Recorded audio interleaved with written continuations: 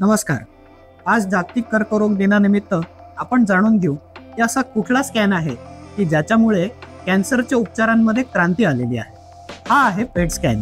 पेट scan म्हणजे शरीराची संपूर्ण तपासणी एकाच स्कॅनद्वारे, डोक्याच्या केसापासून पायाच्या नखापर्यंत. वर्ष 2008 मध्ये झालेल्या एका अभ्यासामध्ये असा निष्कर्ष निघाला की केवळ एक पेट स्कॅन आहे जो कॅन्सरचे ट्रीटमेंट जवळपास 40% रुग्णांमध्ये बदलवू शकतो आणि त्यांचं जीवनमान सुधारवू शकतो. असं का? कारण की हा एक स्कॅन आहे की ज्याच्यामध्ये शरीरामध्ये आपल्याला काही त्रास होण्या अगोदरच कॅन्सरच्या गाठी किंवा त्याचा फैलाव कुठपर्यंत झालेला आहे लक्षात येतो. सोबतच जर कॅन्सरची ट्रीटमेंट चालू असेल तर या ट्रीटमेंटला आपला कॅन्सर कुठल्या पद्धतीने रिस्पॉन्स देतोय हे लवकरात लवकर लक्षात येतं. समजा रिस्पॉन्स चांगला देत असेल तर असलेली ट्रीटमेंट आपण सुरू ठेवू शकतो.